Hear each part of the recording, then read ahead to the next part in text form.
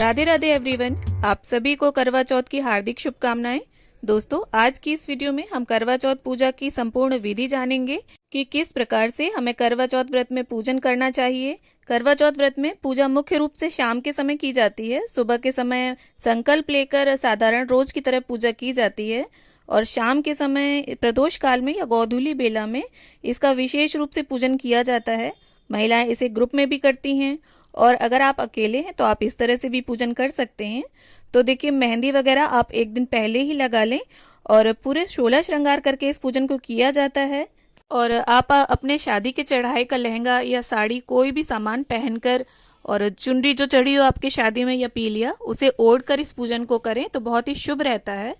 तो देखिए, पूजा से पहले आप चौकी या पट्टे पर लाल रंग का कपड़ा बिछाकर इस तरह से देखिए करवा माता की फोटो आती है और फोटो भी आती है, कैलेंडर भी आता है, तो आपको जो मिल जाए आप वो ले लें। और देखिए, इसमें गणपति जी, गौरी माता और करवा माता, सूर्यदेव, चंद्रदेव सभी बने हुए हैं। तो यहाँ पर मैं अलग से गौरी गणपति की स्थापना नहीं करूंगी। और देखिए, इस कैलेंडर ये फोटो में कथा भी लिखी हुई होती है। तो यहाँ देखिए, थोड़े से गेहूं का आसन देते हुए मैं करवा माता को विराजमान कर लूंगी और गौरी गणपति की पूजा हम इसी में ही कर लेंगे, फोटो में ही। इसके साथ ही देखिए, कई जगह तो कलश स्थापना की जाती है करवा चौथ पर और कई जगह नहीं भी की जाती है। तो अगर आपके यहाँ कलश स्थापना नहीं की जाती है तो आप इस विधि को स्किप भी कर सकते हैं। लेकिन देखिए, कलश स्थापना जो विशेष पूजन होते हैं उनमें कलश स्थापना जरूरी होती है। तो अगर आप करना चाहें तो करें, ना करना चाहें तो ना भी करें। तो देखिए, इस तरह से एक साफ जल का लोटा ले लेंगे हम। आप लोटा जो है वो पीतल का भी ले सकते हैं और तांबे का भी, और उसमें शुद्ध जल भर लेंगे, गंगा जल डाल लेंगे। और यहाँ देखिए, कलश के कंठ पर मैंने मोली बांध ली है और मोली आप जरूर बांधें, ऐसे ही कलश को ना छोड़ें। इसके साथ ही देखिए, एक हल्दी की गांठ, सिक्का, सुपारी, इलायची और एक लौंग का जोड़ा, ये सभी सामग्री हम कलश के अंदर डाल देंगे। और थोड़े से अक्षत आप जरूर डालें क्योंकि चंद्रदेव का पूजन होता है करवा चौथ पर, तो आप अक्षत डालें। और चांदी का सिक्का भी डाल सकते हैं आप एक, या इसकी जगह पर छल्ला या चांदी की अंगूठी डालें। और एक सफेद फूल हो सके तो वो भी आप डाल लें, और फूल ना हो अगर आपके पास तो आप ना भी डालें तो चलेगा, कोई बात नहीं। इसके साथ ही देखिए, 5 यहाँ पर आम के पत्ते लिए हैं मैंने, तो उन्हें कलश के कंठ पर लगा लेंगे। और गेहूं से भरा एक पूर्ण पात्र हम कलश के ऊपर रख देंगे। अगर आपको आम के पत्ते ना मिले तो आप अशोक के पत्ते भी लगा सकते हैं।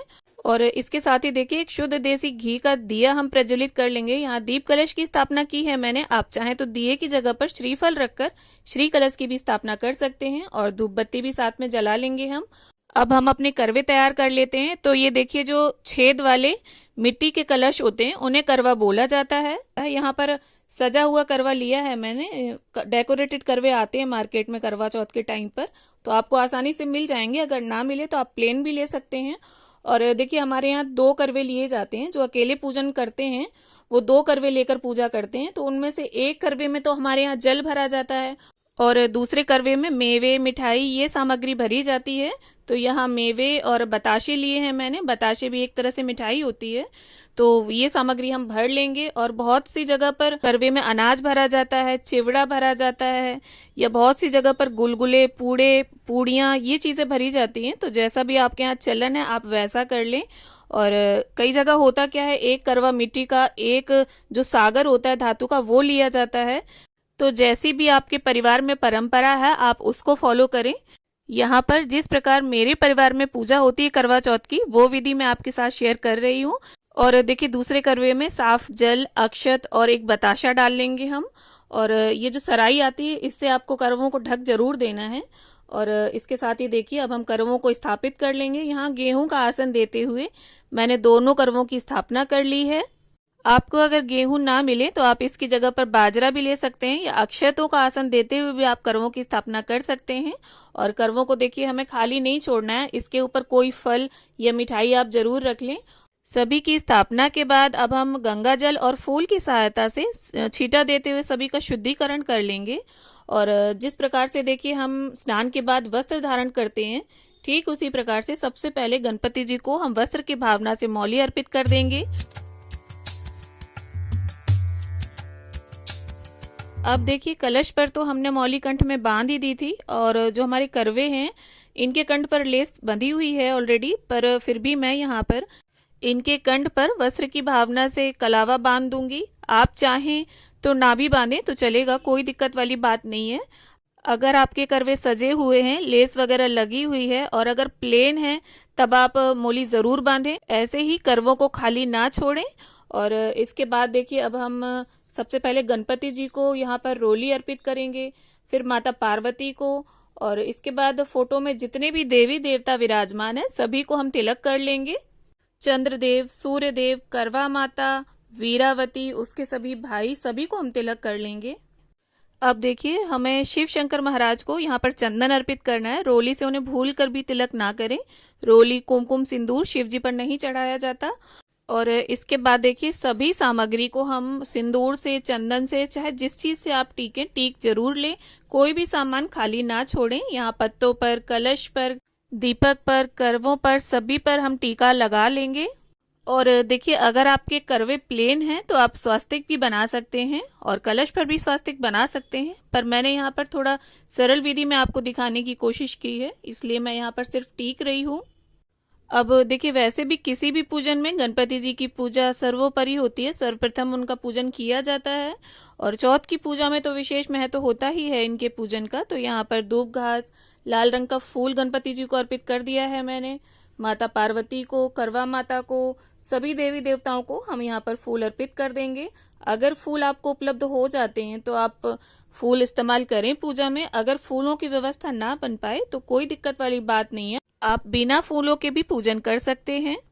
अब देखिए माता को अर्पित करने के लिए यहाँ आपको बिंदी, महावर, सिंदूर, चूड़ियाँ और मेहंदी, ये चीजें 5 चीजें जरूर रखनी है। इसके साथ अगर हो जाए तो आप बिछुए रख सकते हैं चांदी के, और अगर चांदी के बिछुए ना रख पाए तो आप कांसे के बिछुए भी रख सकते हैं। और अगर आप चाहें तो 16 श्रृंगार की सामग्री भी भेंट कर सकते हैं माता को। पर करवा चौथ पर आपको सुहाग की सामग्री जरूर भेंट करनी है, क्योंकि ऐसा माना जाता है कि जो हम दान करते हैं वही हमारे पास वापस आता है। और अखंड सुहाग की कामना से इस व्रत को किया जाता है, तो आप सुहाग का सामान जरूर चढ़ाएं माता को। इसके साथ ही देखिए करवा चौथ पर सासू माँ के लिए बायना निकाला जाता है। बायना में आपकी सासू माँ अगर सूट पहनती हैं तो वो निकाल लें, वरना साड़ी, कुछ सुहाग का सामान और थोड़ी दक्षिणा भी आप जरूर रख दें। और इसे भी हम यहीं पूजा की चौकी के पास रख लेंगे और चंद्र पूजन के बाद इसे सासू माँ को दे देंगे। और ये देखिए यहाँ पर महावर आप घोल लें या आलता घोल लें, जो भी आपके यहाँ शुभ माना जाता हो, जो भी आपके यहाँ चलता हो। और इसे आपको करवा माता को और पार्वती माता को अर्पित जरूर करना है। और ये जो जूठा महावर या आलता होगा उसे आप बाद में प्रसाद के रूप में इसे लगा लें, और अगर ग्रुप में है तो सभी लोग, सभी महिलाएं इसे लगा लें। इसके साथ ही देखिए करवा माता को यहाँ पर हम चुनरी भेंट कर देंगे। अब घर में जो भी आपने मीठा पकवान बनाया हो उसका भोग आप लगाएं, या मिठाई का, बताशे का, जिसका भी भोग आप लगाना चाहें उसका भोग लगाएं। और देखिए चौथ की पूजा में, करवा चौथ की पूजा में 4 की संख्या का विशेष महत्व होता है। तो या तो आप 4 तरह के फल ले सकते हैं या कोई भी फल 4 की संख्या में भी लिए जा सकते हैं। और इसके साथ ही देखिए सीधे हाथ में थोड़े से गेहूं, चावल या बाजरे के कुछ दाने लेकर हम करवा चौथ व्रत की कथा पढ़ लेंगे। तो देखिए यहाँ कैलेंडर में भी कथा लिखी हुई होती है। अगर आपके पास कथा पुस्तिका नहीं है तो आप यहाँ से देखकर भी कथा पढ़ सकते हैं, या अगर कथा पुस्तिका है तो उससे आप कथा पढ़ लें। और कथा संपन्न होने के बाद ये जो गेहूं के दाने होंगे थोड़े से हम करवा माता के समक्ष छोड़ देंगे, और बाकी के जो गेहूं के दाने होंगे उन्हें हम अपने चुनरी के या साड़ी के या पीलिया के, जो भी आपने पहनकर पूजा करी है, उसके छोर में बांध लेंगे।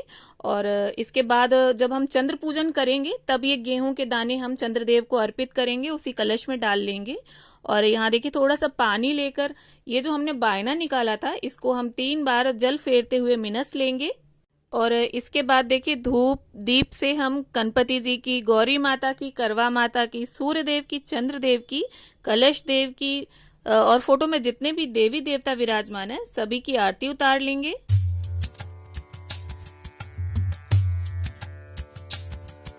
अब देखिए आरती संपन्न करने के बाद फूल और गंगा जल की सहायता से 3 बार जल की फेरी देते हुए हम समस्त पूजा का आचमन कर लेंगे, शुद्धिकरण कर लेंगे।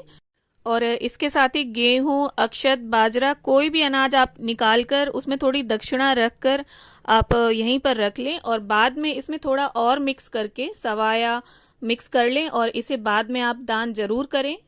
अब देखिए वैसे तो सभी सामग्री हमने माता को भेंट की है, पर इसमें से देखिए बिंदी निकालकर हम माता को अर्पित कर देंगे। और करवा माता से अपने पति के अच्छे स्वास्थ्य और लंबी आयु के लिए प्रार्थना कर लेंगे। और साथ ही अगर पूजा में हमसे किसी भी तरह की कोई भी भूल चूक हो गई हो तो उसके लिए भी क्षमा याचना कर लेंगे माँ से। तो आशा करती हूँ करवा चौथ पूजा विधि का ये वीडियो आप सभी को जरूर पसंद आएगा। वीडियो अगर अच्छा लगे तो इसे लाइक करें, शेयर करें और चैनल को सब्सक्राइब जरूर कर लें। करवा चौथ से रिलेटेड और भी वीडियोस मेरे चैनल पर हैं, आप विजिट जरूर करें।